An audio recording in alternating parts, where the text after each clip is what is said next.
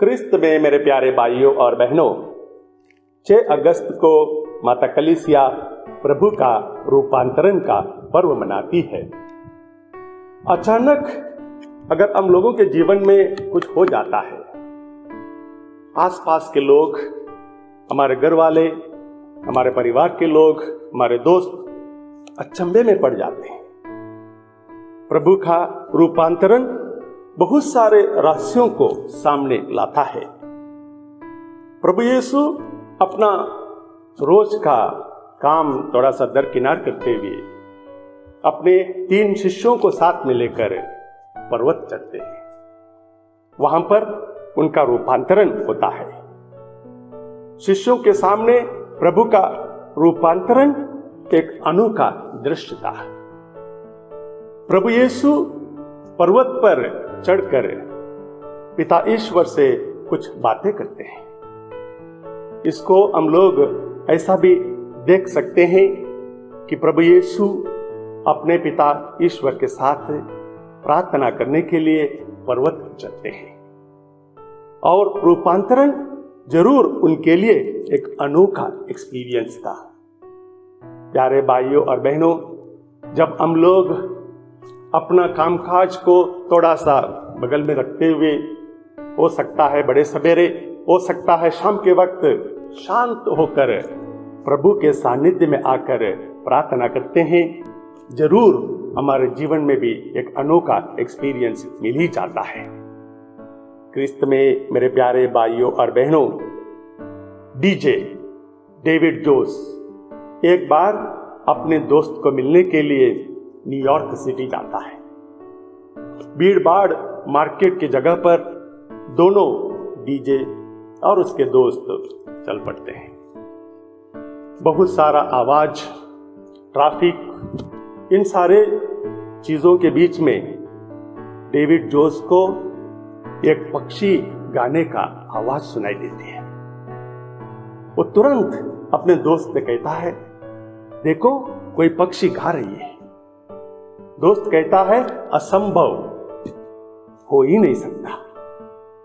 इतने सारे लोग, इतना बड़ा ट्रैफिक, इतना आवाज और उसके बीच में कोई पक्षी गा ले और वो सुनाई दे, हो ही नहीं सकता। डीजे डेविड जोस नहीं मानता है।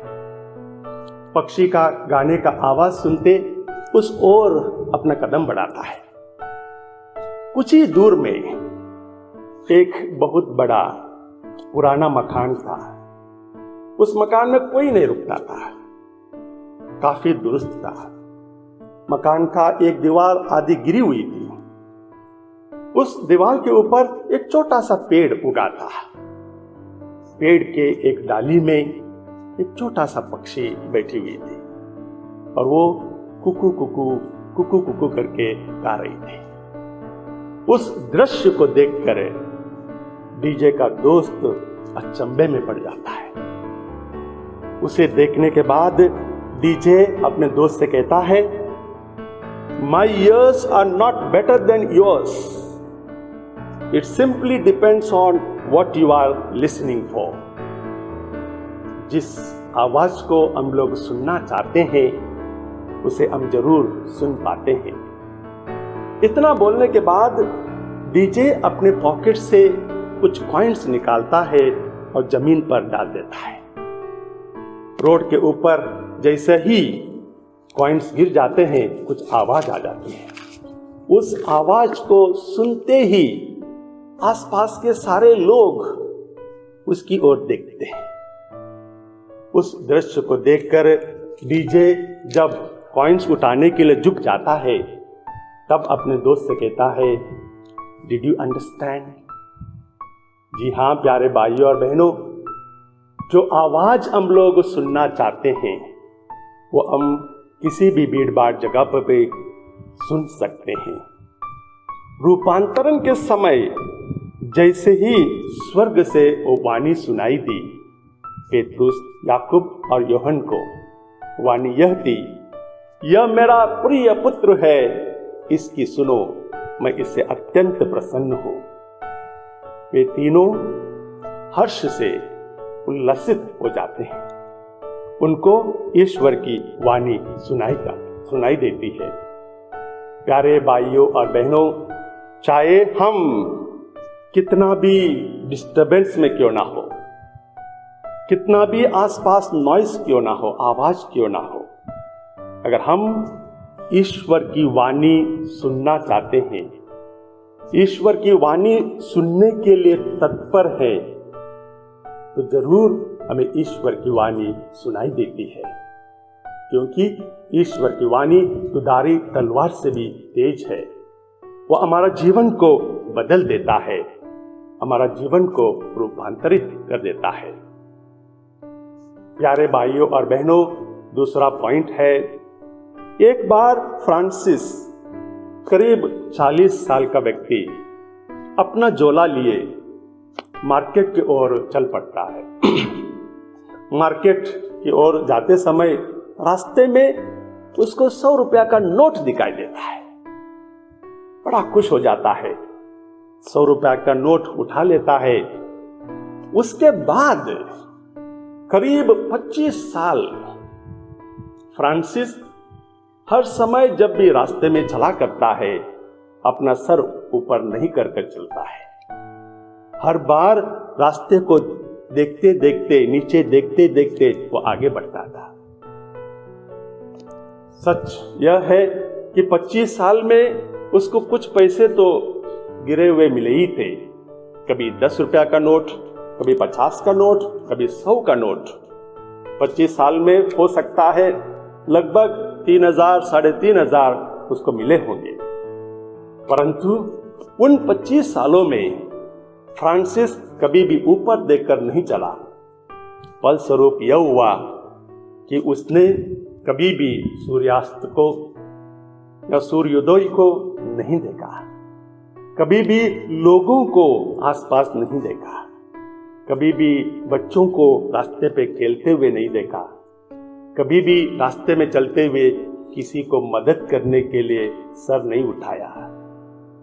जी हाँ प्यारे भाइयों और बहनों, जब हम लोग सांसारिक चीजों पर ज्यादा ध्यान देते हैं, जब हम लोग सांसारिक चीजों को अपनाते हुए बहुत ज्यादा पैसा कमाने के पीछे अपना जीवन बिताने लगते हैं, हम भी अपना सर झुकाते हुए आगे बढ़ते हैं, ऊपर ऊंचा नहीं देखते हैं। जो व्यक्ति ऊंचाई की ओर अपनी दृष्टि दौड़ाता है, ईश्वर की ओर अपनी दृष्टि दौड़ाता है, उसका जीवन कभी न कभी सचमुच खुशी की ओर आगे बढ़ता है।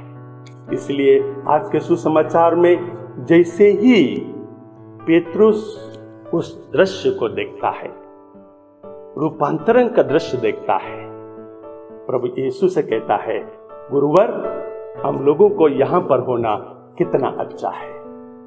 प्यारे भाइयों और बहनों, प्रभु का रूपांतरण हमें ईश्वर की ओर दृष्टि लगाने के लिए आह्वानित करता है। उसके जरिए हमारे जीवन में आनंद तथा उल्लास जरूर मिलता है। जैसा कि प्रभु का रूपांतरण देखने के बाद पेतरुस, याकूब और योहन बहुत खुश हुए थे।